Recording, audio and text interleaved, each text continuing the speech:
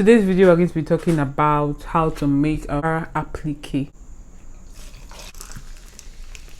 Let's indulge. I'm going to be using scrap pieces of Ankara to make this. So if you have like scrap pieces of materials that have like proper patterns on them, you want to consider using them to create like styles. Just know that this making of Ankara applique is quite tedious, and you have to consider that when you're charging your client. But if you want to see how I make Ankara applique, stick around to the end of the video.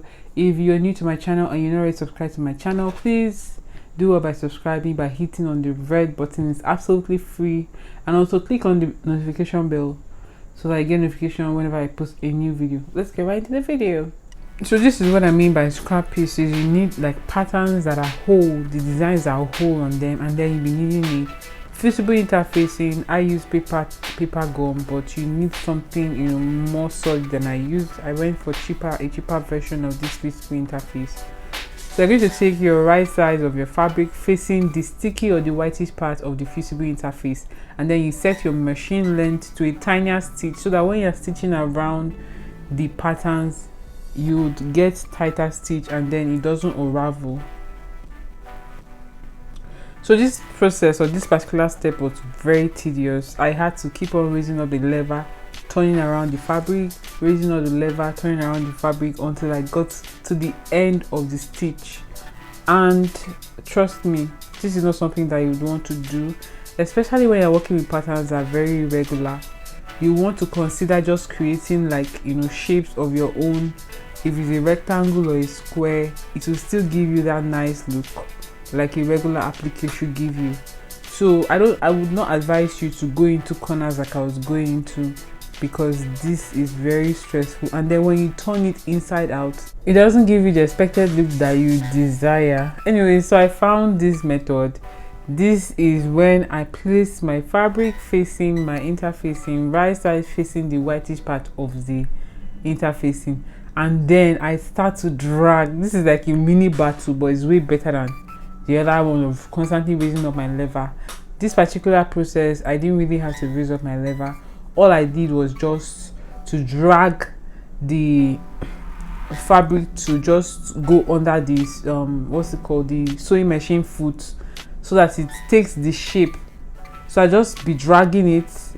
You need to exert a little bit of pressure, but you're going to be dragging the fabric to just move under the sewing machine foot, wherever it needs to move under. Then if you have to raise up the lever, that's different, but you don't raise it up as often as in the previous step that I showed you.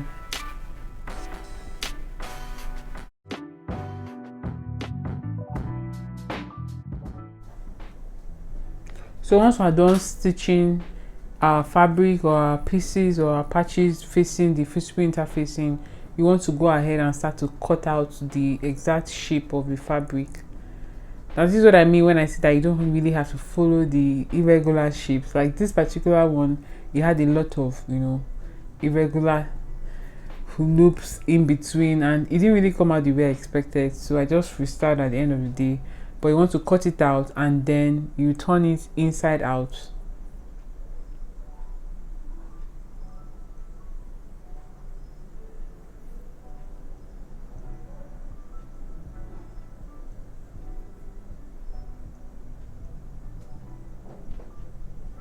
So for you to turn inside out, you have to make a slit in the middle of the visible interfacing, and then you carefully turn inside out.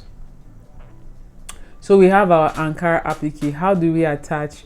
We take our Ankara applique and then place it on the outfit or the dress or whatever it is we are working on. Use a hemming gum. I'm going to leave the link to the description of everything. I'm going to leave the link to everything that I use in the description box, and then use your iron and gum it together.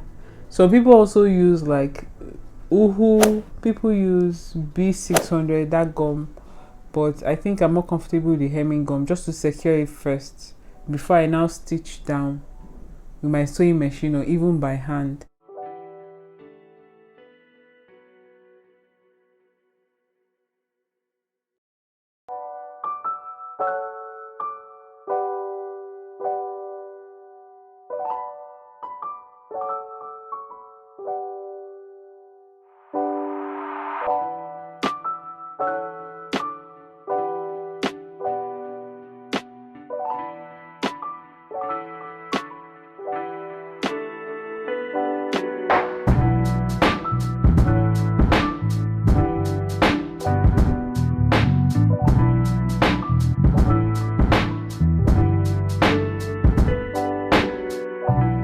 After securing the applique on your sleeve or whatever it is you're working on, you can go ahead and stone it, which is absolutely optional. For this client, she asked that I stone the sleeves, so that's why I stoned it. But the next thing you want to do for extra security, as much as you want to make this clothes look nice, you also want it to last long. So I'm just going to give like a straight stitch all around the applique to secure it, you know, very close to the edge of the applique, just to secure it. And top of the dress, you also want to, you know, do a hand stitch that would not show at the top of the applique, to just be from the inside. And that is it. If you find this video useful, please give it a thumbs up and subscribe to my channel, and I'll see you in my next one. Kisses.